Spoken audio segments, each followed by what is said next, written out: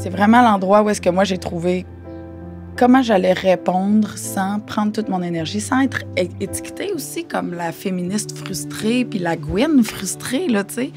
Fait que comment, c'est ça, comment faire valoir mon point, comment leur dire que ça se dit pas ce qu'ils disent, puis tout en conservant mon énergie puis ma santé mentale. Dans cet épisode, on s'intéresse au milieu de travail sécuritaire pour les personnes issues de la diversité sexuelle et de genre. Comment être plus inclusif, éviter les microagressions et exister dans des milieux normalement centrés sur les hommes cis-hétéros sans se faire dire qu'on est bonne pour une fille. Bienvenue à Ensemble pour tous. Dans cette série balado, Fierté Montréal vous propose un road trip partout au Québec pour discuter avec des gens de la communauté sur les réalités d'ESLGBTQIA+. Mon nom est Coco Béliveau, humoriste et maître de chantier. Le port du casque est obligatoire, mais juste parce que je trouve ça cute quand on s'habille pareil. Ça me fait rire quand les gens me demandent ce que je fais parce que je fais vraiment beaucoup de choses différentes. Je dirais, je navigue vraiment là, comme entre le milieu culturel puis artistique. Donc, je construis des décors, je construis des espaces éphémères. Je fais le sentier culturel à Gatineau. Puis sinon, je fais aussi des projets de rénovation, mais surtout pour des organismes communautaires ou culturels. Et puis, je fais aussi des balcons parce que c'est vraiment le fun. Il y a beaucoup de mystères pour lesquels la science n'a pas encore de réponse. Existe-t-il de la vie sur d'autres planètes? Pourquoi mes bas disparaissent toujours dans la sécheuse?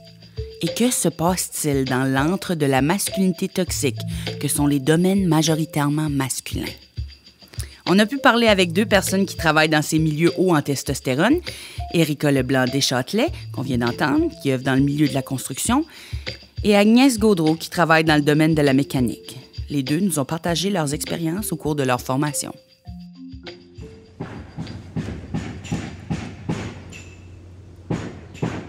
C'est sûr que mon DEP, c'était le moment, pour moi, dans le parcours, c'était le moment le plus difficile. Là. Comme là, ça fait 8 ans dans le métier, j'ai appris à me défendre, j'ai des outils, je fais mes propres trucs, mais quand je repense au début, là, qui est la formation, le DEP, c'était la partie la plus challengeante. Là. Premièrement, c'est des jeunes garçons. Là. Je pense qu'il faut quand même prendre ça en compte. Puis moi, j'arrivais pas du tout du même milieu. Là. C'est quand même drôle. Là. Je quittais l'université en me disant que j'étais tannée de pelleter des nuages en sciences humaines. Puis je veux apprendre à travailler de mes mains. Puis je sors de l'université avec un programme... avec une formation en études féministes, puis j'arrive dans un DEP en charpenterie-menuiserie. C'était un bon clash. C'était vraiment difficile. Puis aussi, à ce moment-là, c'est le moment où est-ce que je cherchais quels outils j'avais pour me défendre, tu sais, puis pas le prendre sur moi-même, puis ramener ça après ça, puis en parler avec mes amis qui étaient, tu sais, aussi des amis dans le milieu féministe. Fait que là, tu sais, on s'insurgeait, puis ça n'a pas d'allure, puis ils disent ça. Mais, tu sais, au final, moi, ça grugeait mon énergie. Puis, fait que c'est ça. C'était le lieu d'apprentissage comme de mes réactions à moi. Parce que tu peux pas toujours réagir ou répondre ou, tu sais, puis être celle qui fait l'éducation de ces petits gars-là. Excuse-moi de dire ça comme ça, mais c'était ça. C'est vraiment, à ce moment-là, je sentais vraiment que j'étais avec plein de petits gars énervés. Venant moi-même du domaine de l'humour, c'est un sentiment que je partage avec Erika et Agnès. C'est terrifiant de regarder autour de soi puis de voir qu'il y a à peu près personne qui nous ressemble. C'est un véritable film d'horreur. En plus, lors de leurs études, Erika et Agnès ont reçu des commentaires désobligeants et sexistes. Puis des fois, l'appel venait de l'intérieur de la maison, de la part des professeurs. L'aspect d'être tout le temps dans les classes de 0 à 2 femmes sur 25 personnes ou personnes transnominaires sur 25, ça faisait que c'était quand même un environnement plutôt difficile parce que la plupart des gens, même s'ils avaient comment dire, étaient de bonne foi, même s'il y a beaucoup de professeurs qui étaient de bonne foi aussi, sont pas alertes ou ils savent pas exactement c'est quoi, même ce qui pourrait être considéré des microagressions. Fait que même dans le cas où moi, j'étais dans un environnement où j'avais souvent un professeur bienveillant puis des collègues qui essayaient d'être bienveillants, mais malgré tout, il y avait quand même des microagressions répétitives, que ce soit genre « Ah, c'est le fun de te voir bien travailler avec des outils. » C'est comme si c'était quelque chose à célébrer parce que normalement, on voit pas ça. Puis je comprends toujours l'intention, mais le fait est que quand tu pointes du doigt puis que tu remarques la différence, ça continue de te rendre comme dans un statut de autre, entre guillemets, c'est comme de te mettre à l'écart.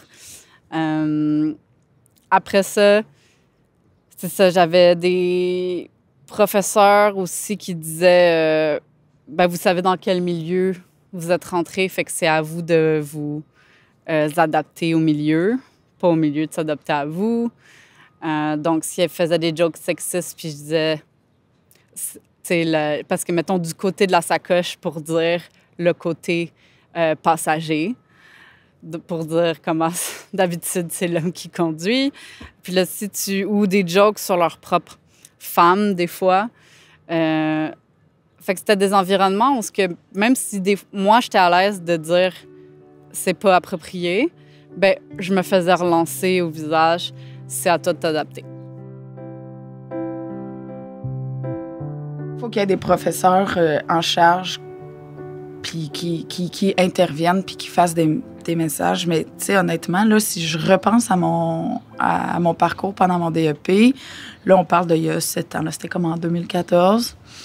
Il y avait des commentaires qui venaient complètement des professeurs. Tu sais, l'éducation, elle reste à faire, surtout dans un milieu comme le milieu de la construction qui est bâti sur l'ego masculin. Là, puis j'avais l'impression qu'il y avait des professeurs qui étaient eux-mêmes challengés par ma présence dans la classe. Là, après ça, il y a eu aussi des bons profs qui ont fait du mieux qu'ils pouvaient pour faire des interventions, avoir un message social. Je me souviens même, on était juste après 2012, là, puis il y avait même eu des interventions par rapport à ça, mais ça reste que c'est difficile. C'est sûr que dans les écoles ou dans les milieux de travail, ça prend des politiques contre le harcèlement, contre la discrimination. Il faut que ce soit clair, il faut que ce soit explicite, il faut qu'on sache quoi faire quand ça arrive, il faut qu'on sache c'est qui les personnes ressources. Il faut que ces choses-là soient mises en place puis que ce soit pas dans l'ombre, que ce soit mis de l'avant puis qu'on le voit que c'est quelque chose qui est comme... que c'est une valeur de l'établissement, que c'est une valeur de l'entreprise. Parce que, on le sait, les gens, c'est difficile d'énoncer quand tu es comme victime de quelque chose. Peut-être que ça te tente pas, ça prend tellement beaucoup d'énergie. Il faut que ce soit clair. C'est quoi les démarches? C'est qui tes personnes ressources? T'sais. Erika sait très bien que pour assurer le bon fonctionnement de n'importe quelle construction, c'est important d'y mettre des bases solides. C'est pourquoi les ressources et formations en milieu de travail sont essentielles. Elles sont le béton qui forme la fondation d'un milieu sain pour tous.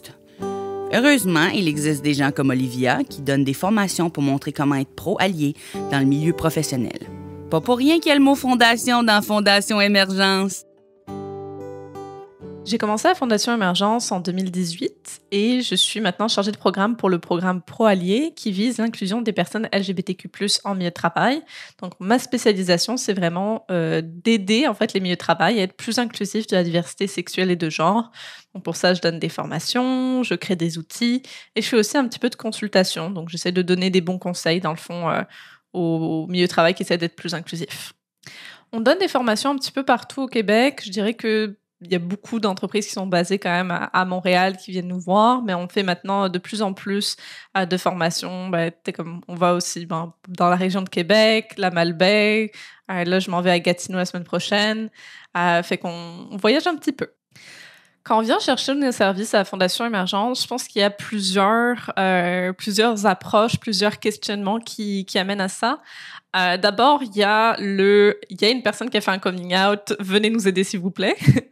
Donc, qu'on aime ça parce que ça veut dire que les personnes veulent je vois qu'il y a vraiment des bonnes intentions derrière ou comment est-ce que je fais pour faire en sorte que cette personne soit plus à l'aise, comment est-ce que je fais pour l'aider dans son parcours et tout ça. Donc ça, j'adore. Et sinon aussi, ce que j'aime beaucoup aussi, c'est la démarche proactive de... là, on commence à recevoir de plus en plus de CV avec des gens qui mettent des pronoms. Fait est-ce que vous pouvez nous équiper, au niveau du recrutement, puis tout ça, de comment est-ce qu'on fait si jamais il y a une personne qui veut faire une transition ou s'il y a une personne en entrevue qui utilise des pronoms qu'on connaît pas, comment est-ce qu'on gère ça?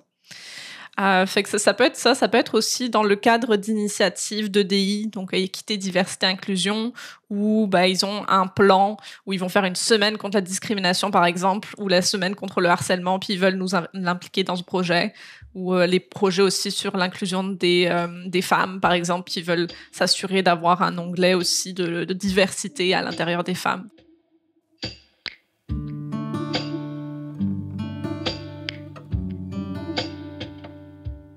Je pense réellement que pour un espace plus sécuritaire, plus inclusif, ça passe par l'éducation.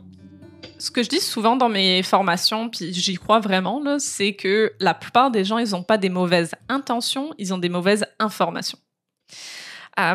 Autre chose aussi que je dis, puis ça, c'est quelque chose que j'ai dû un peu apprendre moi-même, c'est tu peux pas en vouloir à quelqu'un de pas savoir.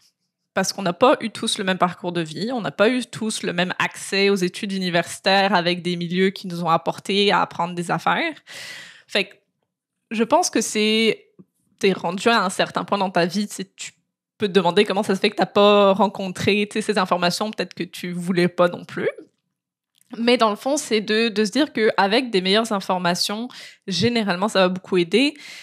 Un des problèmes aussi que je vois beaucoup des personnes LGBTQ+, qui sont un petit peu tannées en milieu de travail à cause de ça, c'est de devoir faire l'éducation de tout le monde. De devoir être la personne ressource qui va répondre à toutes les questions. Et ça, c'est justement des enjeux dont on parle souvent en milieu de travail, ce sont les micro-agressions. Donc, ce sont des commentaires, des gestes, des paroles, des comportements qui vont faire en sorte que la personne ne va pas se sentir à sa place. Tu sais, c'est pas insulter la personne ou la frapper, mais c'est la regarder un peu croche quand une femme va rejoindre sa blonde pour l'heure du souper. Ou ça va être de regarder croche une femme trans qui va aller dans les toilettes des femmes. Ou ça va être de demander à une femme lesbienne qui est enceinte plein de questions sur comment ça se fait qu'elle est enceinte. Fait que tout ça, c'est de devoir aussi toujours expliquer, justifier, convaincre de la pertinence de son identité. Tout ça, ça va être vraiment fatigant. Fait que si on peut enlever ça des épaules des personnes LGBTQ+, ça fait déjà ça de moins. Puis aussi, c'est que je pense qu'il y a plein de personnes qui ont des bonnes intentions, mais qui se rendent pas forcément compte que ce qu'ils peuvent dire ou les comportements qu'ils peuvent avoir peuvent être blessants. Tu sais, par exemple, des choses toutes bêtes, mais demander à une personne trans c'était quoi son nom avant ou si on peut voir une photo d'elle avant. Les personnes, souvent, se rendent pas compte que ça peut être blessant parce qu'ils voient ça juste comme de la curiosité, puis pas forcément de la curiosité malsaine. Mais c'est ça, c'est comme après quand on explique, oui, mais c'est parce que là, tu mets l'accent sur le passé de la personne, pas sur qui elle est en face de toi. Puis en plus, si tu connais le nom qu'elle avait avant, t'as beaucoup plus de chances de te tromper. Ça risque de changer la façon dont tu vois et tu traites la personne. Tu sais, ça, je l'ai vu encore et encore des personnes trans qu'on dit à partir du moment où les gens ont appris mon dead name, mon morinon, donc le nom qu'ils avaient avant la transition, là, les gens commencent à me mégenrer, alors qu'ils le faisaient pas avant. Salut, moi c'est Carl Giroux, je suis animateur à la radio, je suis aussi un homme trans de 33 ans qui vient de l'Outaouais, puis j'ai la chance que ma transition se passe super bien.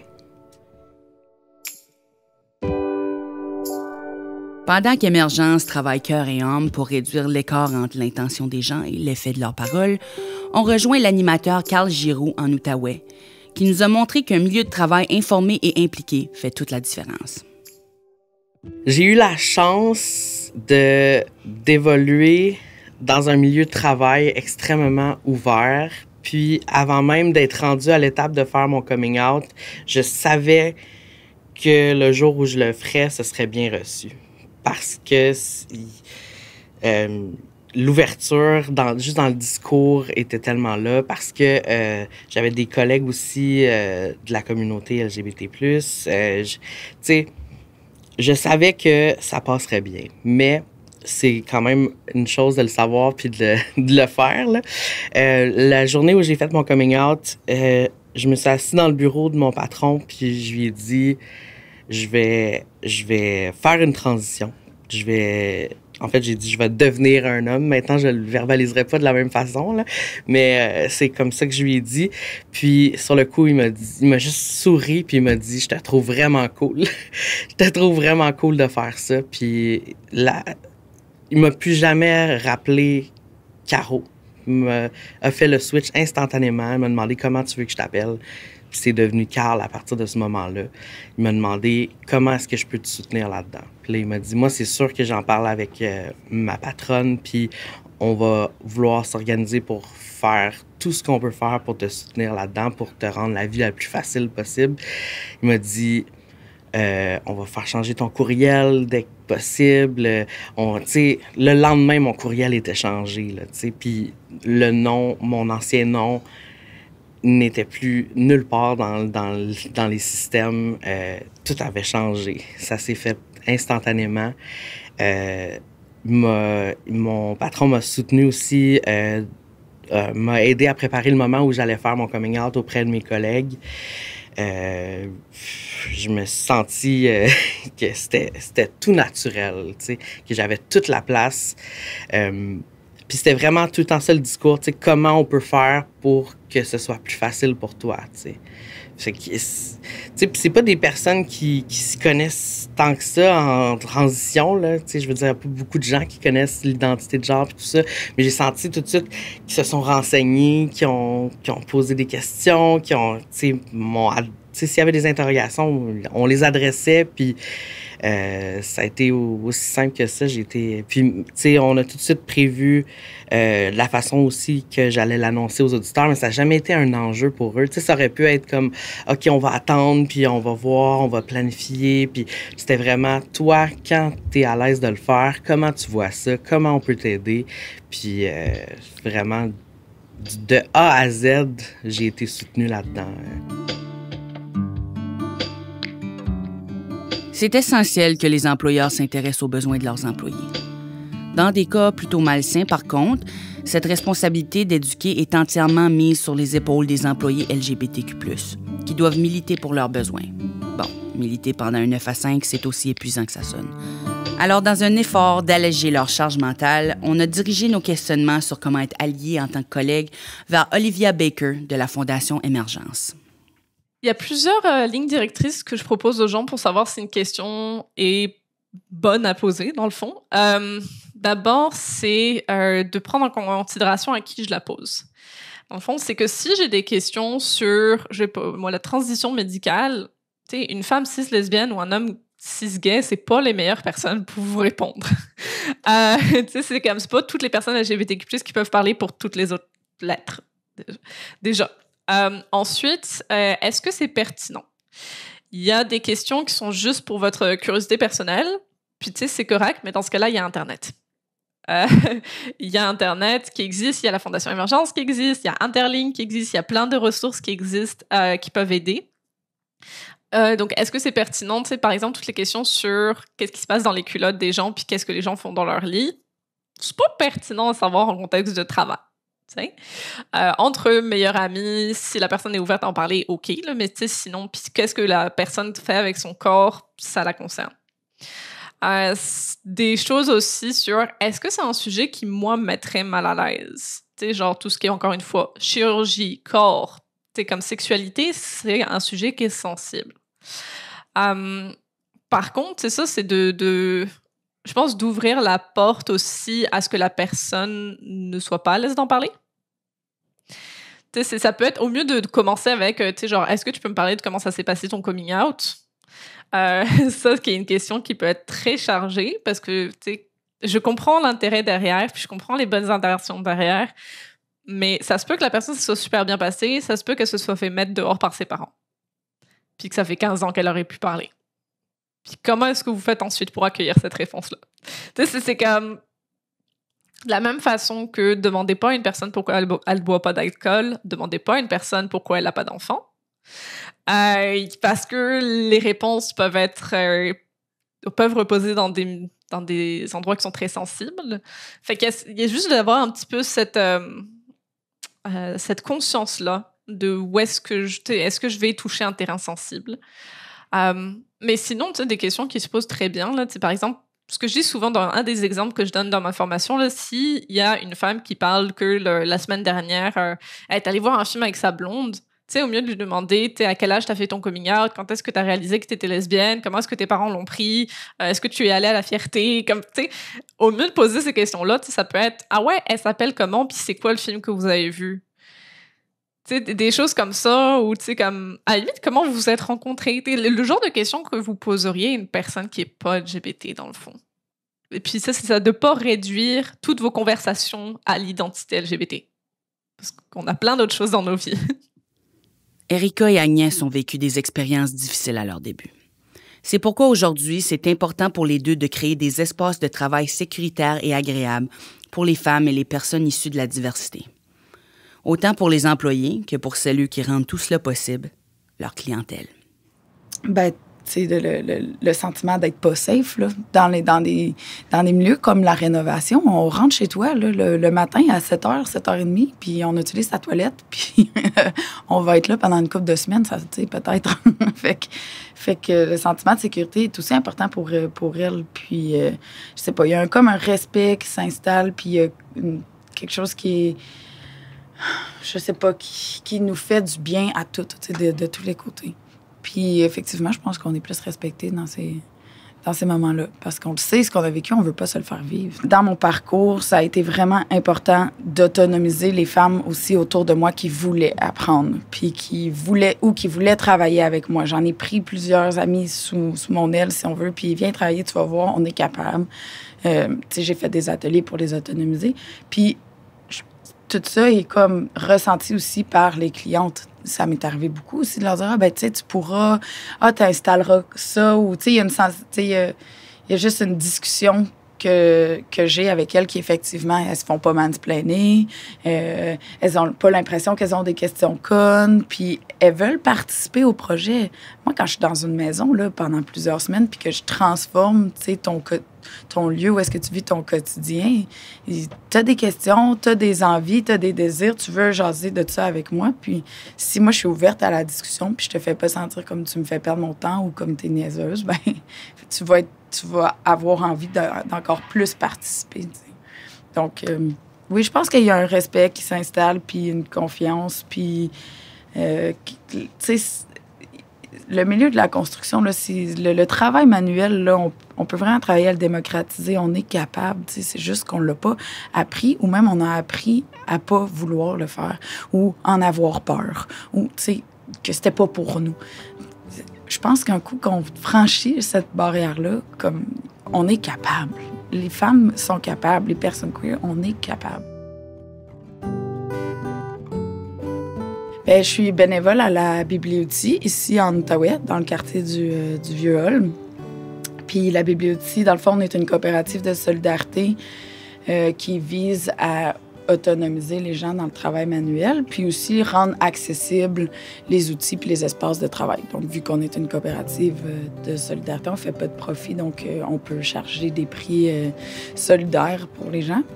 Puis, on est en train de mettre en place là, des formations, des ateliers pour... moi, ce que je vais viser, c'est pour les personnes s'identifiant comme femmes, pour venir se familiariser avec chacun des outils. Et les gros, parce qu'on a un atelier, un atelier à la bibliothèque de couple. Donc, tu sais, pas juste apprendre à travailler le drill, là, comme viens couper tes morceaux sur un banc ici. Puis, ça, une fois de plus, je pense que quand on se retrouve entre nous, il y a une force inimaginable qui émerge de ça. Sans s'être parlé, Erika et Agnès ont ressenti un appel invisible, un besoin profond de changer les choses, de créer un milieu qui leur ressemble, celui dont nous avons tous besoin, un endroit où personne ne nous demande pourquoi on ne se rase pas les jambes. J'ai définitivement eu un doute sur ma capacité à terminer mon DEP, mais aussi le fait que ça reflétait comment le milieu allait être. Donc, je voyais vraiment l'importance de créer mon propre milieu sécuritaire. C'est ça, je pense, qui me faisait tenir. C'est-à-dire que je me disais, bon, c'est un temps à passer, mais après, je vais me créer mon propre milieu sécuritaire et je vais me sentir à l'aise. J'avais déjà rencontré Joe, ici au bâtiment 7, dans le cadre de Jeanne et Filles, quand on essayait de voir où est-ce qu'on pourrait faire un garage. Puis Joe de l'atelier mécanique, qui a fondé l'atelier mécanique du bâtiment 7, il nous a dit « Ah, ben ça pourrait être cool qu'on ait nos garages ensemble. » Puis là, je disais « Ah oui. » Mais quand je voyais la grandeur du garage, j'étais comme « Ah, c'est pas réaliste parce qu'on a juste 2 lifts. » J'étais comme « C'est pas réaliste qu'on ait comme un garage coop plus d'autres mondes, en tout cas. » Donc, tu sais, j'avais mis ça de côté. Mais quand là, j'étais comme « Bon, ben je ne pense pas que je vais trouver un autre garage. » Parce que lui me semblait le plus sympathique, le plus petit, le plus familial. Tu sais, les autres collègues étaient quand même assez consciencieux. Donc là, je me suis dit, bon, ben c'est effrayant, mais je pense que je vais me lancer à mon compte puis je vais aller rejoindre Joe à la télémécanique au bâtiment 7 parce que je pense pas que je vais trouver un milieu sécuritaire pour moi dans des garages traditionnels. Puis c'est en rencontrant Joe pour parler de comment ça allait, lui, sa business autonome, qu'il m'a comme convaincue. Je pense que le fait que je suis ici à l'atelier mécanique fait que je me sens à l'aise d'explorer aussi, comme physiquement, esthétiquement, différentes expressions de genre. Puis de dire aux gens comme hey, je suis non-binaire, voici mes pronoms, même si c'est des gens qui m'apparaissent, eux, plus...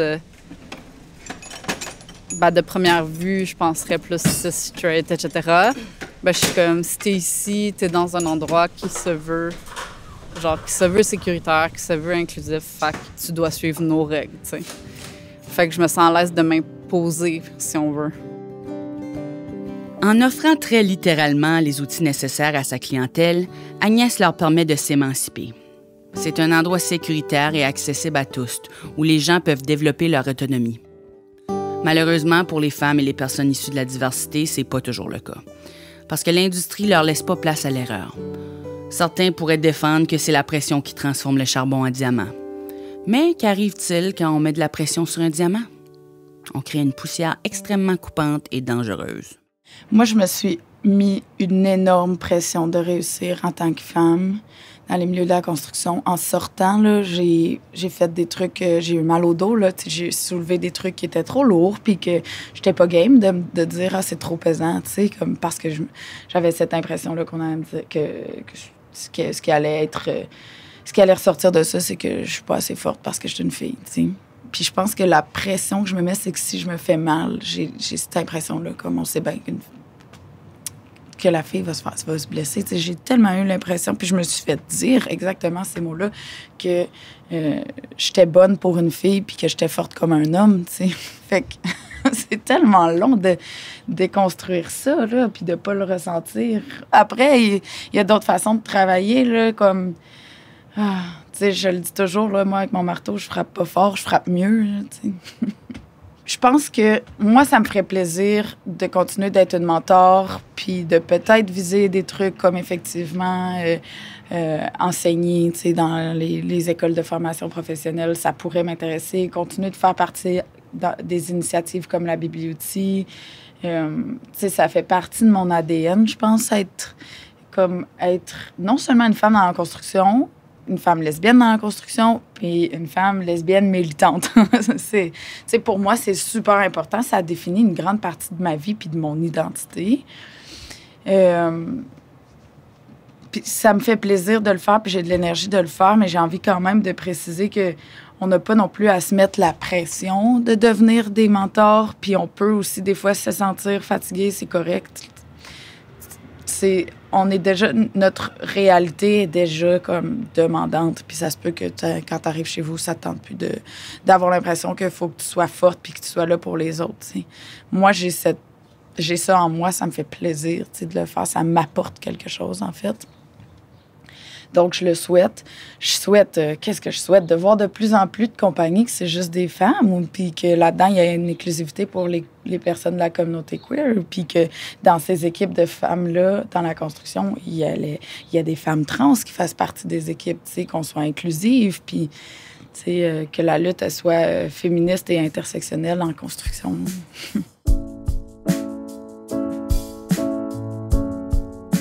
En créant des milieux inclusifs, on améliore non seulement le rendement du travail, mais aussi l'expérience de la clientèle, qui elle aussi veut se voir représentée et se sentir considérée dans ses interactions quotidiennes. Un milieu sain pour les personnes issues de la diversité sexuelle et de genre est un meilleur milieu pour tout le monde. On remercie Erika, Agnès, Olivia et Carl d'avoir partagé avec nous leurs expériences. Et on se voit la prochaine fois que mon char tombe en panne. D'ailleurs, ça veut dire quoi quand la petite lumière en lampe de génie est allumée dans le dash, là?